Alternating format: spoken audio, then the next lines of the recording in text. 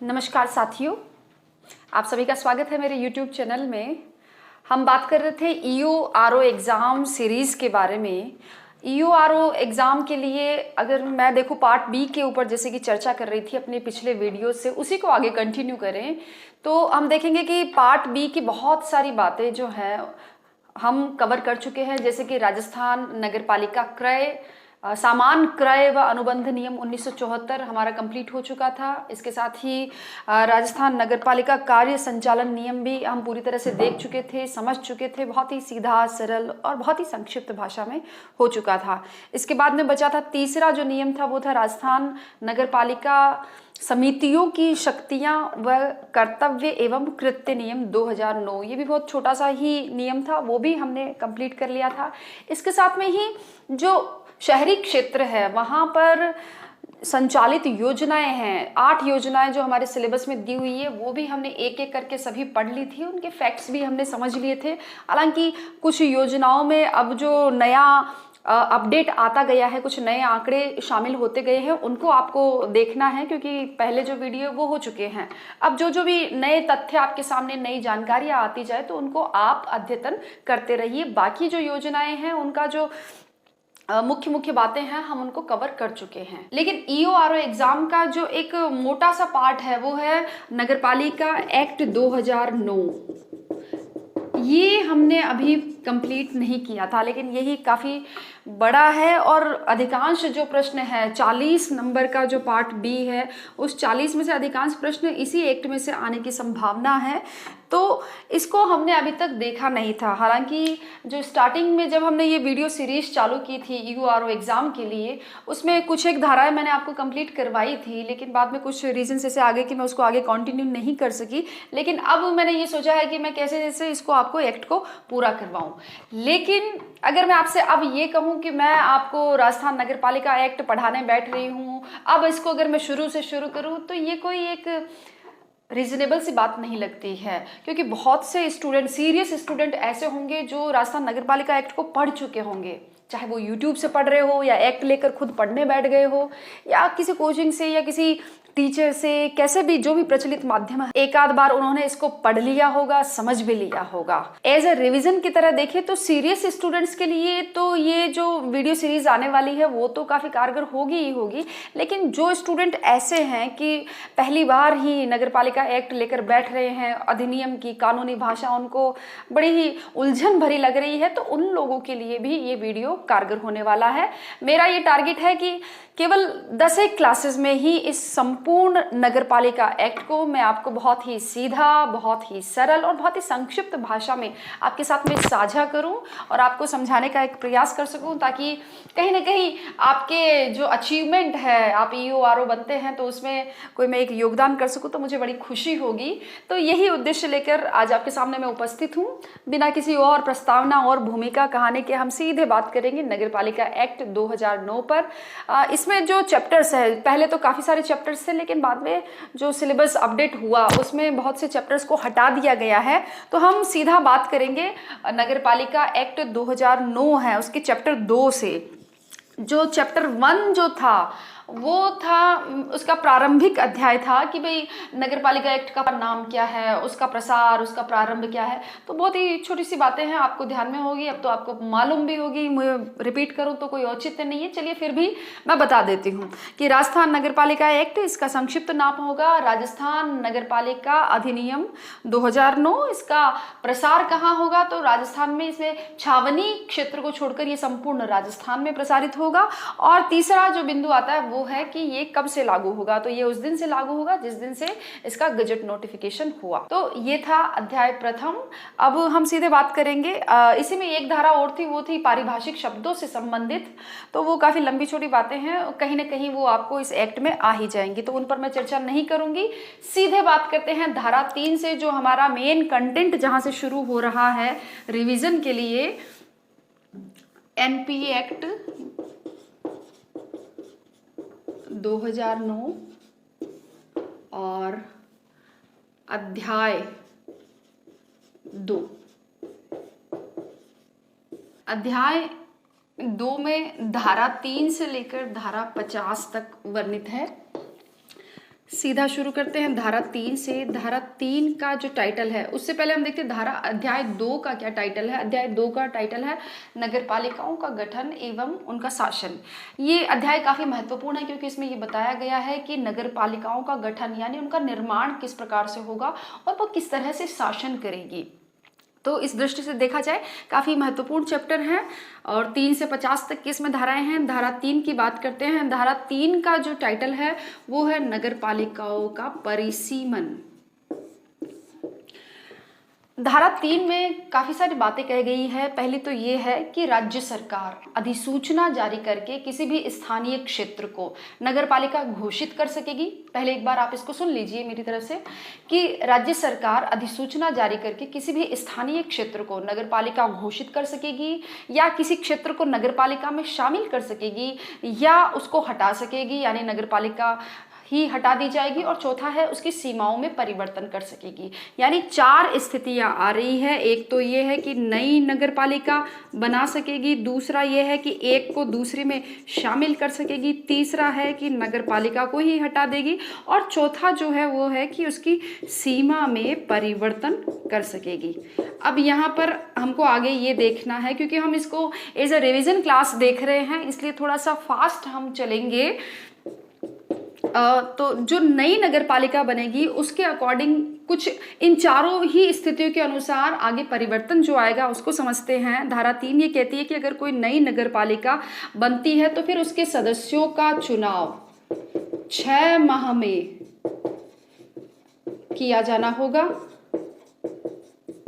ठीक है, तो पहली स्थिति के अनुसार ये परिवर्तन हो गया। दूसरी स्थिति कहती है कि किसी स्थानीय क्षेत्र को ही दूसरी नगर पालिका में शामिल कर दिया जाएगा।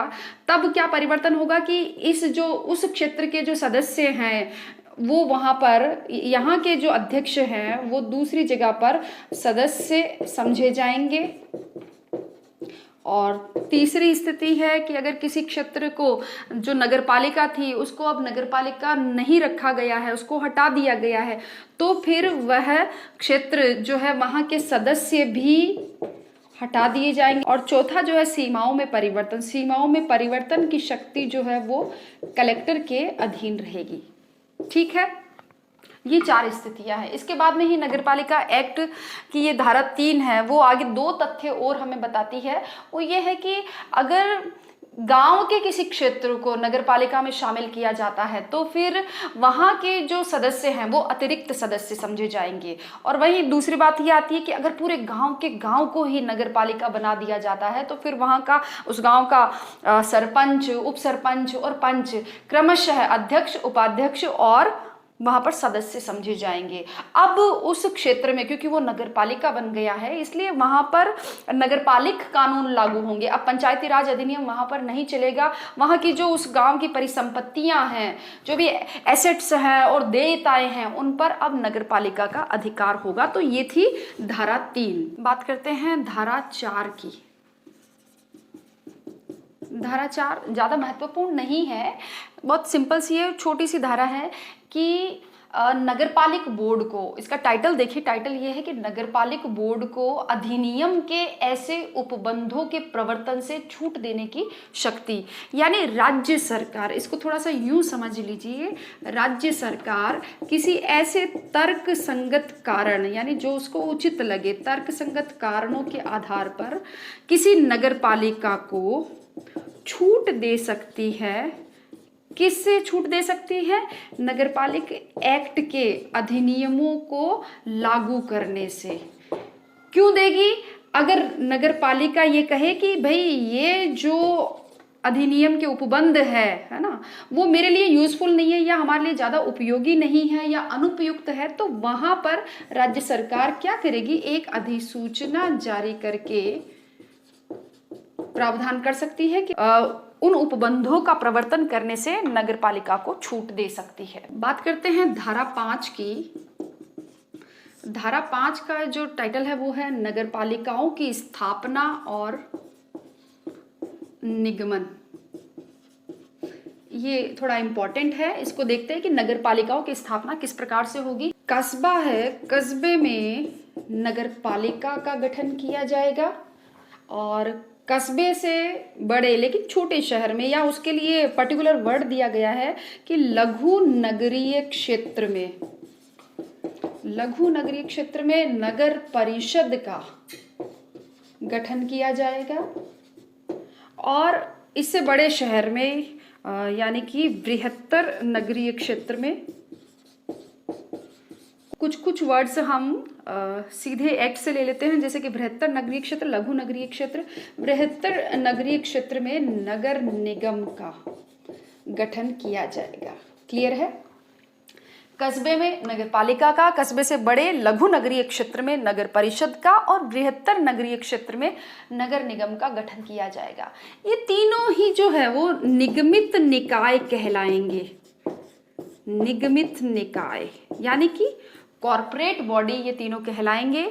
इसके बाद ही धारा 5 ये कहती है कि इनके विरुद्ध, ये जो निकाय हैं, इन निकायों के विरुद्ध कोई भी व्यक्ति वाद दायर कर सकेगा या ये निकाय किसी के भी विरुद्ध वाद ला सकेंगे।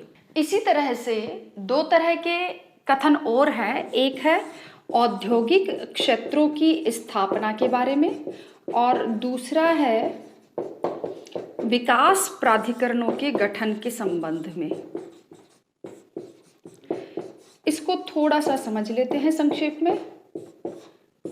औद्योगिक क्षेत्र, जब राज्य सरकार को किसी क्षेत्र के आकार को देखते हुए वहां पर उद्योगों की स्थापना के लिए अगर प्रस्ताव प्राप्त होते हैं, तो उन प्रस्तावों को देखते हुए राज्य सरकार एक अधिसूचना जारी करके उस क्षेत्र को औद्योगिक क्षेत्र घोषित कर सकती है। इसी तरह से बात करें विकास प्राधिकरण की, तो कोई भी क्षेत्र है, मान लीजिए वो सांस्कृतिक दृष्टि से या ऐतिहासिक या पर्यटन की दृष्टि से काफी महत्वपूर्ण है, तो फिर उसको निकाय से अलग करके, निकाय से पृथक करके विकास प्राधिकरण के रूप में उस क्षेत्र का गठन किया जा सकता है, ताकि उस क्षेत्र का विकास हो सके। और उस क्षेत्र के योजनाबद्ध विकास के लिए सरकार चाहे तो निकाय की शक्तियां वहां पर यानी कि विकास प्राधिकरणों को प्रत्यायोजित कर सकेगी। यानी जो शक्तियां हैं, कर्तव्य हैं, अधिकार है, वो विकास प्राधिकरणों को डेलीगेट किए जा सकेंगे। तो ये थी धारा 5। इसके बाद में ही सीधे बात करते हैं धारा 6 के बारे में। धारा 6 का जो टाइटल है वो है नगरपालिकाओं की संरचना। संरचना से तात्पर्य है कि नगरपालिकाओं की बॉडी, उनका स्ट्रक्चर कैसे होगा, उसका किस प्रकार से उसकी संरचना अवधारित होगी। इसको हम एक कड़ी जोड़कर समझते हैं कि जैसे नगरपालिका है, नगरपालिकाओं का गठन किससे होगा? वार्डों से होगा। ठीक है। एक नगरपालिका में कम से कम कितने वार्ड हो सकेंगे? 13 वार्ड हो सकेंगे। धारा 6 हम पढ़ रहे हैं, नगरपालिकाओं की संरचना, नगरपालिकाओं का गठन वार्डों से होगा, यानी वार्डों से मिलकर ही नगरपालिका बनेगी।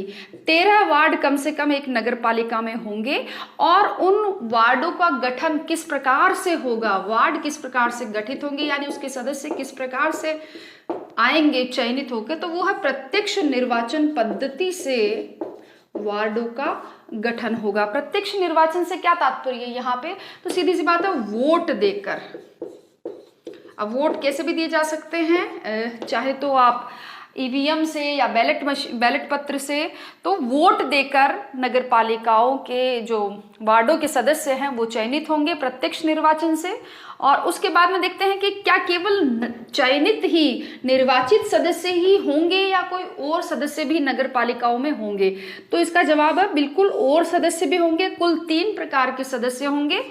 पहला तो हमने अभी देख लिया, निर्वाचित यानी कि प्रत्यक्ष निर्वाचन से आए हैं। दूसरे होंगे उस क्षेत्र के प्रतिनिधि, जैसे कि वहां का विधानसभा सदस्य हो गए, विधानसभा सदस्य। और तीसरे सदस्य होंगे मनोनीत, या एक्ट की लैंग्वेज में हम लिखे नाम निर्दिष्ट। ठीक है, इन 2 की बात तो हो गई। इस पर थोड़ा सा फोकस करें। यहां प्रश्न बन सकता है कि नाम निर्दिष्ट सदस्य कितने होंगे? तो एक्ट में लिखा गया है कि कुल 3 सदस्य, या फिर 2 तरह के ऑप्शन वहां पर दिए हुए हैं, मैं थोड़ा ऊपर इसको लिख देती हूं। नाम निर्दिष्ट कुल 3 सदस्य या फिर कुल सदस्यों का 10%, इनमें से जो भी कम हो, इतने सदस्य नाम निर्दिष्ट किए जा सकेंगे। और उनको निर्दिष्ट करने का उसका उद्देश्य क्या होगा, वो ये है कि ये लोग अपने विशेष ज्ञान या अनुभव के आधार पर नगर पालिका प्रशासन को चलाने के लिए अपनी सलाह देंगे या राय देंगे। और अगला प्रश्न फिर यहीं से बनता है कि ये केवल राय या सलाह देंगे, इनको नाम निर्दिष्ट सदस्यों को मत देने का अधिकार नहीं है। तो ये बात थी यहाँ। इसके बाद में यहाँ तो हमने कड़ियों से जोड़कर देख लिया कि नगर पालिका वार्डों से बनेगी, 13 वार्ड होंगे जो प्रत्यक्ष निर्वाचन से होंगे। प्रत्यक्ष निर्वाचन मतलब वोट देकर होंगे। वोट देकर जो सदस्य आए उनके अलावा 2 तरह के सदस्य होंगे, प्रतिनिधि जो विधानसभा सदस्य हो सकते हैं, और तीसरा होगा नाम निर्दिष्ट सदस्य, जो या तो 3 होंगे या फिर जो सदस्यों की संख्या है उसका 10%, इनमें से जो भी कम हो वो होंगे और उनको मत देने का अधिकार नहीं होगा।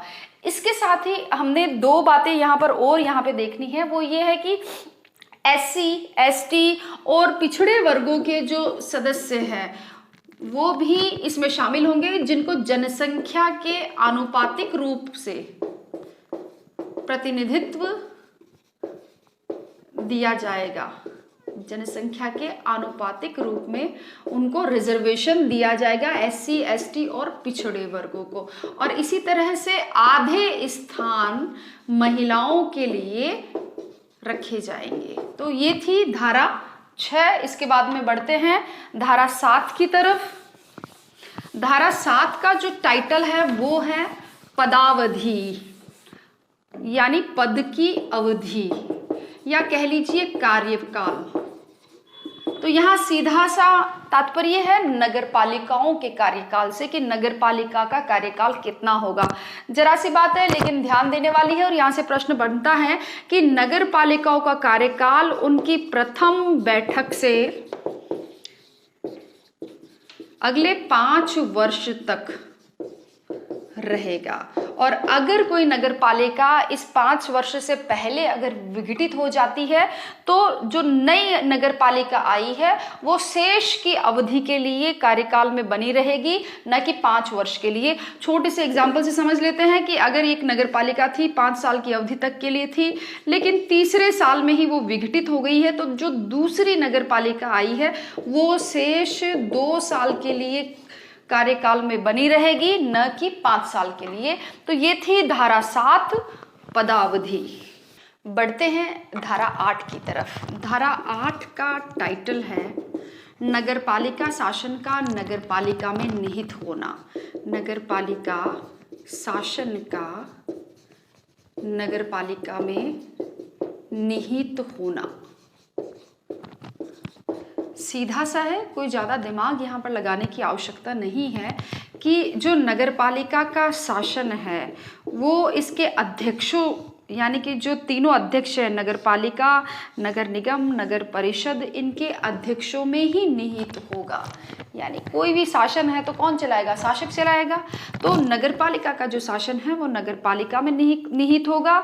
और ये जो तीनों सदस्य हैं वो नगरपालिका एक्ट का पालन करने के लिए कर्तव्यबद्ध होंगे।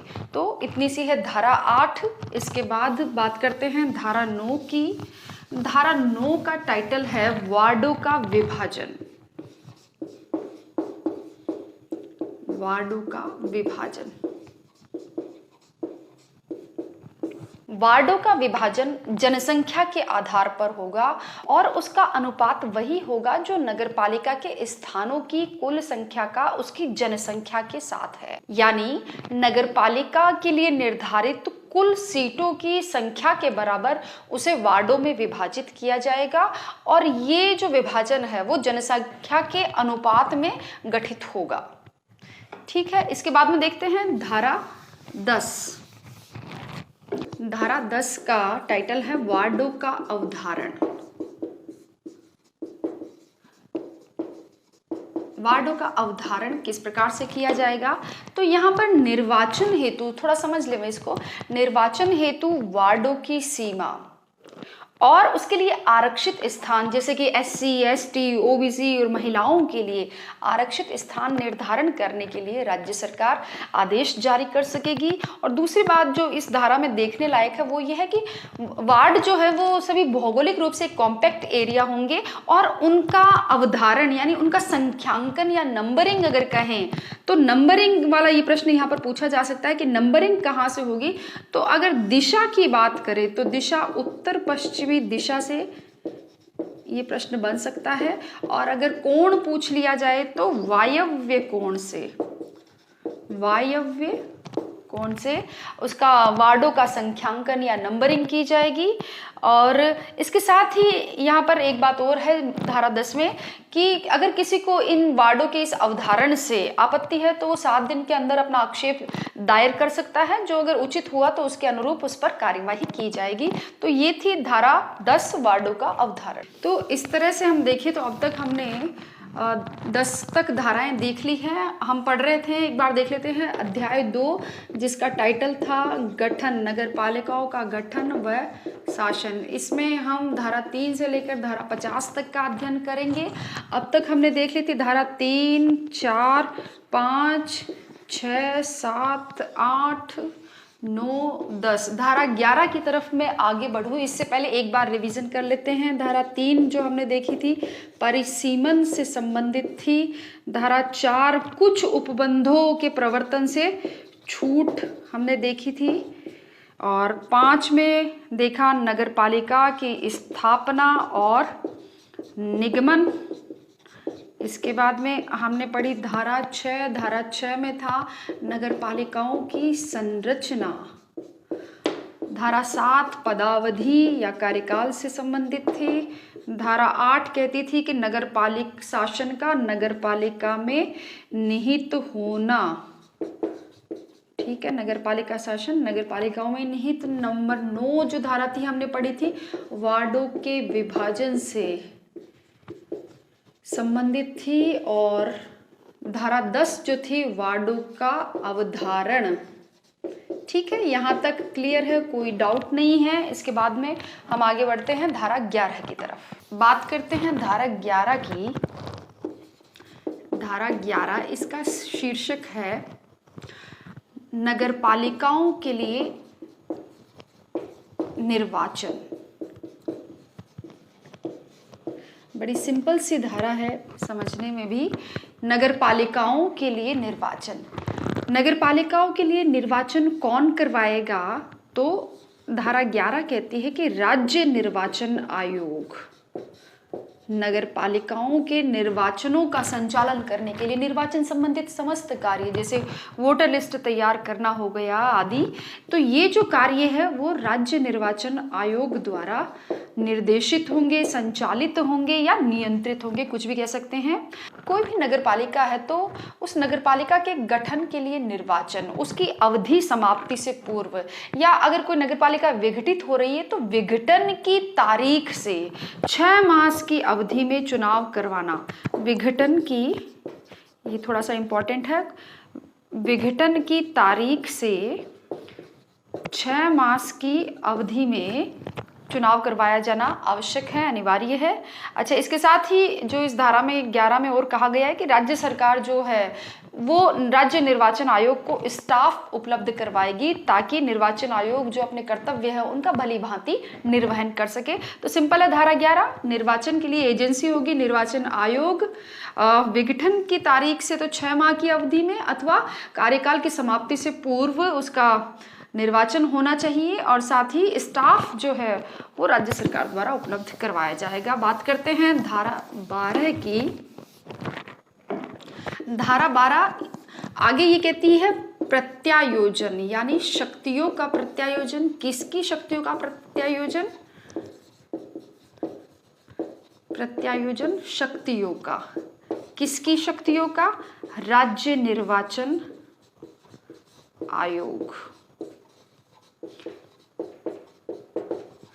धारा 12 ये कहती है कि राज्य निर्वाचन आयोग की शक्तियों का प्रत्यायोजन किया जा सकता है, यानी वो फर्दर डेलीगेट की जा सकती है। तो इनमें से किसी एक अधिकारी को वो डेलीगेट की जा सकती है, या तो उप निर्वाचन आयुक्त हो उसको, और अगर ये नहीं है तो फिर जो सेक्रेटरी है, सचिव राज्य निर्वाचन आयोग, इनमें से जो भी हो उसको शक्तियों का प्रत्यायोजन किया जा सकता है। धारा 12 यही समाप्त होती है। बात करते हैं धारा 13 की। धारा 13 का शीर्षक है प्रत्येक वार्ड के लिए निर्वाचक नामावली। धारा 13 ये कहना चाहती है कि प्रत्येक वार्ड के लिए एक निर्वाचक नामावली तैयार की जाएगी, और उसको तैयार किस प्रकार से किया जाएगा वो इसमें बताया गया है कि राज्य सरकार सलाह देगी या परामर्श देगी, और राज्य सरकार की परामर्श पर राज्य निर्वाचन आयोग एक अधिकारी की नियुक्ति करेगा। ठीक है, वो अधिकारी होगा ERO, electoral registration officer. Hindi में कहें तो निर्वाचक रजिस्ट्रीकरण पदाधिकारी या अधिकारी, रजिस्ट्रीकरण अधिकारी।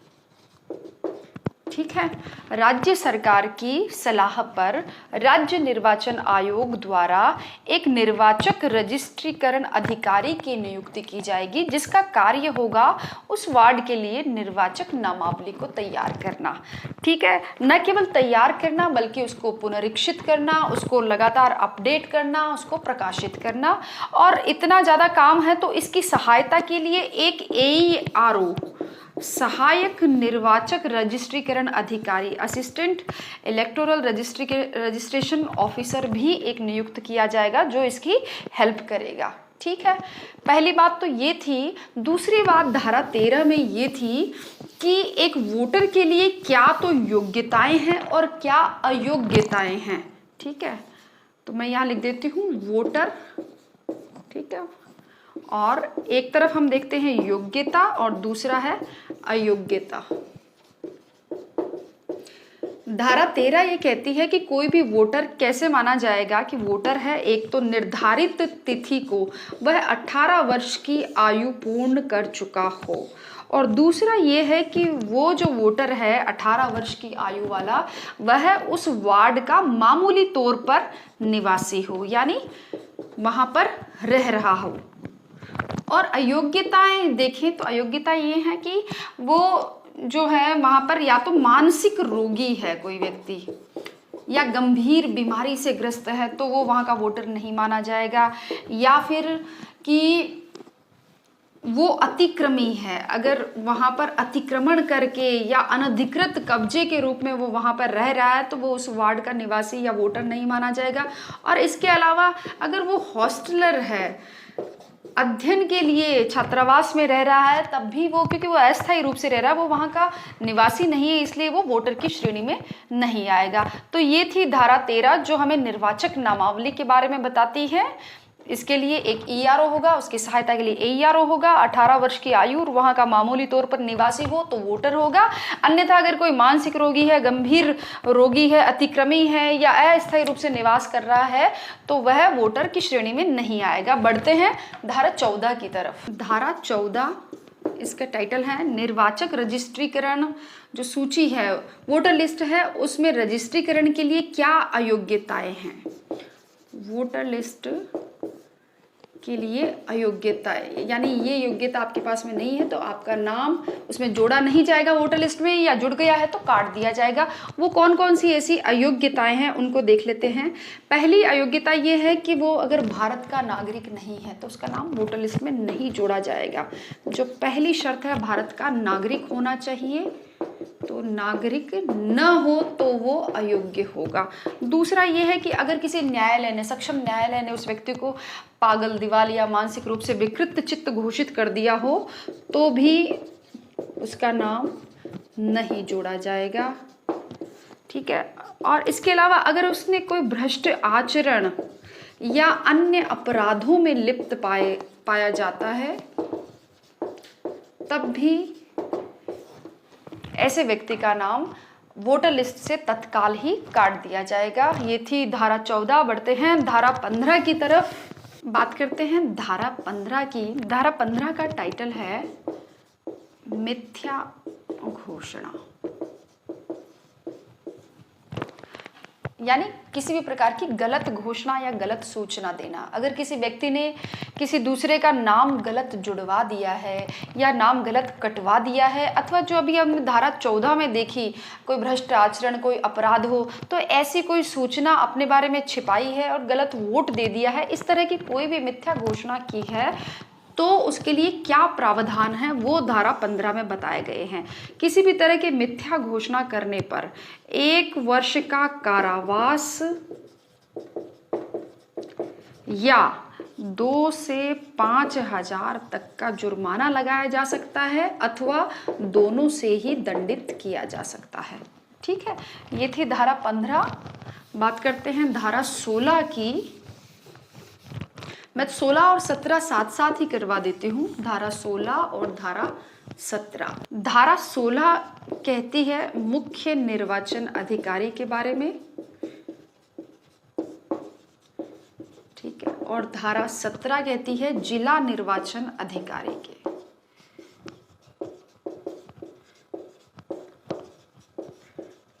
ठीक है, दोनों को साथ साथ में समझते जाए। 16 मुख्य निर्वाचन अधिकारी से संबंधित है, 17 जिला निर्वाचन अधिकारी से संबंधित है। जाहिर सी बात है, मुख्य निर्वाचन अधिकारी पूरे राज्य में निर्वाचन का संचालन करने के लिए होगा।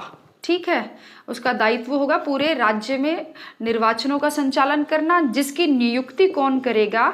राज्य सरकार के परामर्श पर राज्य निर्वाचन आयोग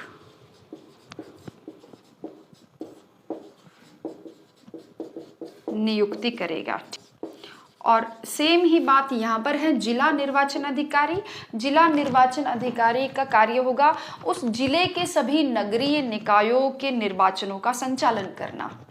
तो जिले में जिला निर्वाचन अधिकारी होंगे, जो कैसे नियुक्त किए जाएंगे? सेम यही बात है, राज्य सरकार के परामर्श पर राज्य निर्वाचन आयोग द्वारा जिला निर्वाचन अधिकारियों की नियुक्ति की जाएगी। क्लियर है? धारा 16 और धारा 17। धारा 18। धारा 18 का टाइटल है जो भी स्थानीय निकाय है उनका स्टाफ उपलब्ध करवाना। किस लिए? निर्वाचन के लिए स्टाफ उपलब्ध करवाना।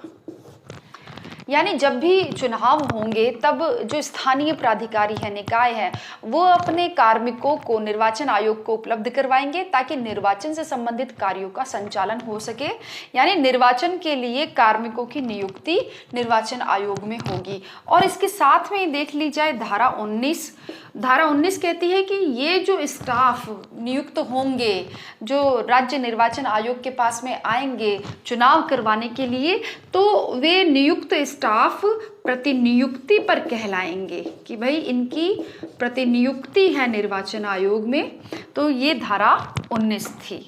इसके बाद में बढ़ते हैं धारा 20 की तरफ। बात करते हैं धारा 20 की। धारा 20 बताती है कि निर्वाचक नामावली को तैयार करते समय जो अधिकारी है, निर्वाचक नामावली तैयार करने वाले, वो अगर अपने पदीय कर्तव्यों को भंग कर देवे तो क्या प्रावधान है? तो पदीय कर्तव्य भंग होने की स्थिति में, यानी कोई अधिकारी निर्वाचक नामावली वोटर लिस्ट तैयार करते हुए कोई लापरवाही बरत जाता है या अपने कर्तव्यों का ढंग से पालन नहीं करता है, तो उसके विरुद्ध क्या किया जाएगा? या तो 3 माह से 2 वर्ष तक का कारावास अथवा 1,000 से 2,000 रुपए तक का जुर्माना उस पर लगाया जा सकता है दोष सिद्धि होने पर। पदीय कर्तव्यों का भंग होने की स्थिति में 1,000 से 2,000 रुपए तक का जुर्माना और 3 माह से लेकर 2 वर्ष तक की अवधि का कारावास से उसको दंडित किया जा सकता है। ये थी धारा 20। से 10 का रिवीजन हम कर चुके हैं। अभी हमने देखी धारा 11, 12, 13, 14, 15, 16, 17, 18, 19 और 20। ठीक है, धारा 20 जो थी अभी हमने लेटेस्ट देखा, पदीय कर्तव्य भंग होने पर क्या प्रावधान होंगे। ठीक है, इसमें हमने 19 में हमने देखा था कि चुनाव में जो नियुक्त कार्मिक होंगे वो प्रतिनियुक्ति पर होंगे। 18 में हमने देखा था कि स्थानीय निकाय स्टाफ उपलब्ध करवाएंगे, किसे? निर्वाचन आयोग को। 17 में हमने देखा था जिला निर्वाचन अधिकारी की नियुक्ति किस प्रकार से होगी। 16 में हमने देखा था मुख्य निर्वाचन अधिकारी की नियुक्ति किस तरह से होगी। 15 जो थी वो हमने देखी थी मिथ्या घोषणाओं से संबंधित थी। ठीक है, धारा 14 जो थी वो थी वोटर लिस्ट में नाम जुड़वाने के लिए क्या अयोग्यताएं हैं, उनसे संबंधित थी। 13 थी वोटर लिस्ट निर्वाचक नामावली तैयार करने से। ठीक है, मैं एक बार रिवीजन करवा रही हूँ। धारा 12 जो थी वो थी 2 अधिकारियों को प्रत्यायोजन करना, शक्तियों का प्रत्यायोजन, चाहे वो उप निर्वाचन आयुक्त तो या सचिव हो। और धारा 11 थी कि नगर पालिकाओं का निर्वाचन किस प्रकार से होगा। तो ये हमने धारा 11 से लेकर 20 तक हम देख चुके हैं। इसके बाद में आगे बढ़ते हैं धारा 21 की तरफ। धारा 21 ये बताती है कि सदस्य बनने के लिए, नगर पालिका का सदस्य बनने के लिए क्या योग्यताएं होनी चाहिए, सदस्य उसके लिए अर्हताएं, अर्हित व्यक्ति कौन होगा। तो पहली बात है वोटर लिस्ट में नाम होना चाहिए उसका। दूसरी अर्हता है कि 21 वर्ष की आयु को। और तीसरी है कि अगर वो किसी विशेष वर्ग से आ रहा है, SC, ST, OBC या महिला आरक्षित जो स्थान है, अगर वहाँ से वो सदस्यता चाह रहा है तो वो उस वर्ग का सदस्य होना चाहिए। यानी जिस किसी भी आरक्षित वर्ग से आ रहा है तो उस आरक्षित वर्ग का सदस्य हो। ये थी धारा 21। इसी के साथ में ही जो संलग्न है वो है धारा 21 क। 21 क बताती है कि राज्य सरकार कुछ विशेष योग्यताएं भी निर्धारित कर सकती है। 21 क में है विशेष योग्यताओं का निर्धारण है सदस्यों के लिए। वो क्या हो सकती है, उसमें पहली योग्यता अधिनियम में बताई गई है कि 21 से 35 वर्ष की आयु हो। जहां विशेष योग्यताओं द्वारा सीटें भरी जाएंगी या सदस्य नियुक्त किए जाएंगे तो वहां पर 21 से 35 वर्ष की आयु होनी चाहिए। और दूसरी जो बात है वो ये है कि जैसे आरक्षित स्थान है SC, ST, OBC, तो इन आरक्षित स्थानों में जो सीटें हैं वो 2 से ज़्यादा रिजर्व नहीं होगी। यानी कोई अगर व्यक्ति SC से आ रहा है तो SC के लिए जितनी सीटें आरक्षित है उनमें केवल 2 सीटें ही विशेष योग्यता के द्वारा भरी जाएगी। और अगर अनारक्षित सीटों या जनरल सीटों के बारे में बात करें सामान्य वर्ग के लिए, तो वहाँ पर प्रत्येक 5 स्थानों के एक खंड पर 1 सीट रिजर्व रखी जाएगी। किसके लिए? विशेष योग्यता से भरी जाने के लिए 1 सीट। ठीक है, प्रत्येक 5 स्थानों के खंड के लिए, यानी 5 पर 1, 10 पर 2 कह लीजिए। ठीक है, तो इस तरह से प्रत्येक 5 स्थानों के एक खंड के लिए 1 सीट रखी जाएगी विशेष योग्यता से भरने के लिए। ये थी धारा 21। बात करते हैं धारा 22 की। धारा 22 ये कहती है कि कोई भी व्यक्ति 1 से अधिक वार्ड में चुनाव नहीं लड़ सकता है। यानी ये जो धारा है वो 1 से अधिक वार्डों में चुनाव लड़ने पर रोक लगाती है। और अगर किसी व्यक्ति ने 1 से अधिक वार्डों में फॉर्म भर दिया है तब फिर क्या होगा? तब धारा 22 ये कहती है कि अगर 1 से अधिक जगह पर फॉर्म भर दिया है तो जिस दिन नाम वापस लेने की तारीख आती है तो उस तारीख तक दोपहर 3 बजे तक उसको अन्य अन्य स्थानों जहां पर लड़ना है उस स्थान को छोड़कर अगर बाकी जगहों से उसको अपना नाम वापस लेना चाहिए। और अगर निर्धारित समय तक वो अपना नाम वापस नहीं लेता है तो फिर ये माना जाएगा कि उसने सभी जगहों से ही अपना नाम वापस ले लिया है, यानी कुल मिलाकर उसकी उम्मीदवारी ही खत्म मान ली जाएगी। तो धारा 22 एक से अधिक स्थानों पर चुनाव लड़ने से रोक लगाती है।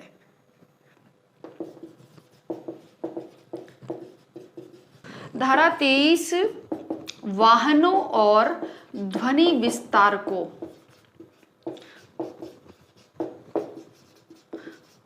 पर रोक लगाती है। धारा 23 के अनुसार चुनाव घोषित होने की जो तारीख है, चुनाव की घोषणा से लेकर चुनाव की पूरी प्रक्रिया संपूर्ण होने तक वाहनों के माध्यम से प्रचार और ध्वनि विस्तारक यंत्र यानी लाउड स्पीकर, डीजे आदि के द्वारा अगर कोई व्यक्ति चुनाव करता व्यक्ति हो, चाहे वो उम्मीदवार हो या उसका कोई एजेंट हो, अगर वो चुनाव का प्रचार प्रसार करता हुआ पाया जाता है तो उसके विरुद्ध दोष सिद्ध होने पर उसे 2000 रुपए का जुर्माना, दोष सिद्धि होने पर 2000 रुपए तक का जुर्माना लगाया जा सकता है या 6 वर्ष तक चुनाव लड़ने के लिए अयोग्य ठहराया जा सकता है। चुनाव लड़ने से उसको प्रतिबंधित किया जा सकता है 6 वर्ष तक के लिए। तो ये थी धारा 23। बढ़ते 24 की तरफ बात करते हैं। धारा 24 की धारा 24 इसमें सदस्यों के लिए सामान्य अयोग्यताएं बताई गई है।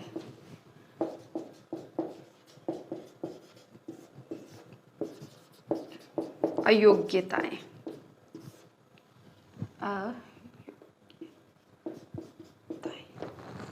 यानी ऐसी कौन कौन सी अयोग्यताएं हैं जो जनरली सदस्यों के ऊपर लागू होगी। पहली तो यह है कि जैसे कोई भी सदस्य की नैतिक अधमता के आरोप में वो दोषी नहीं हो, उसको 6 माह से अधिक का कारावास नहीं हुआ हो। दूसरा ये भी, इसमें एक लंबी चौड़ी लिस्ट दी गई है। दूसरा ये हो सकता है कि किसी उच्च न्यायालय ने उसे 5 वर्ष या उससे अधिक की सजा न सुनाई हो, अगर सुनाई है तो वो फिर अयोग्य रहेगा। इसके अलावा वो भ्रष्ट आचरण का अपराधी नहीं हो, उसमें दोष सिद्ध नहीं हुआ हो। इसी तरह से एक कानून बना हुआ है खाद्य मिलावट निवारण कानून, उसका दोषी न हो, अथवा लाभ के पद पर ना हो, संतान संबंधी योग्यताओं को पूरा अगर नहीं कर रहा है तब भी वो अयोग्य होगा। और इसके साथ ही मानसिक दृष्टि से दिवालिया या विकृत चित्त भी ना हो। तो इस तरह से कुछ इसमें अयोग्यताएं गिनाई गई है जिनका हमको ध्यान रखना है। इसके बाद सीधा आते हैं धारा 25 पर। धारा 25 बताती है मतदान का अधिकार, यानी मतदान का अधिकार किसे होगा। धारा 25 के अनुसार प्रत्येक व्यक्ति जो उस वार्ड की वोटर लिस्ट में रजिस्टर्ड है, वो वोट का अधिकार रखेगा, उसे मत देने का अधिकार होगा। लेकिन एक व्यक्ति एक वार्ड से अधिक वार्डों में वोट नहीं दे सकेगा। ऐसे नहीं कि इसमें भी वोट दे रहा है और उसमें भी वोट दे रहा है, तो अगर ऐसा करता है तो उसका वोट फिर शून्य माना जाएगा। और धारा 25 ये भी कहती है कि ऐसा नहीं है कि कोई व्यक्ति अगर इस वार्ड का निवासी है तो इस वार्ड में 1 बार 2 बार 10 बार वोट दे, तो ऐसा भी नहीं है। एक व्यक्ति केवल 1 बार ही वोट दे सकेगा। तो ये था मतदान का अधिकार। ये हमने देखी धारा 21 से 25। एक बार इनको रिवीजन कर लेते हैं। 21, 22, 23, 24 और 25। 21 में हमने देखा कि सदस्य होने के लिए अर्हित योग्यताएं क्या है, अर्हित व्यक्ति कौन होगा। इसके साथ ही हमने क देखा था विशेष योग्यता के बारे में, ठीक है। 22 में हमने देखा 1 से अधिक स्थानों पर, 1 से अधिक वार्डों में चुनाव लड़ने पर रोक थी। 23 में था ध्वनि विस्तारकों और वाहनों पर रोक। 24 में हमने देखी सदस्यों के लिए कुछ सामान्य अयोग्यताएं और 25 में देखा था मतदान का अधिकार। तो धारा 3 से लेकर धारा 25 तक यहाँ पर कंप्लीट होती है अध्याय 2 से। आगे धारा 26 से 50 तक हम अपनी नेक्स्ट क्लास में मिलते हैं और वहाँ पर इसको रिवाइज करने की कोशिश करते हैं। धन्यवाद।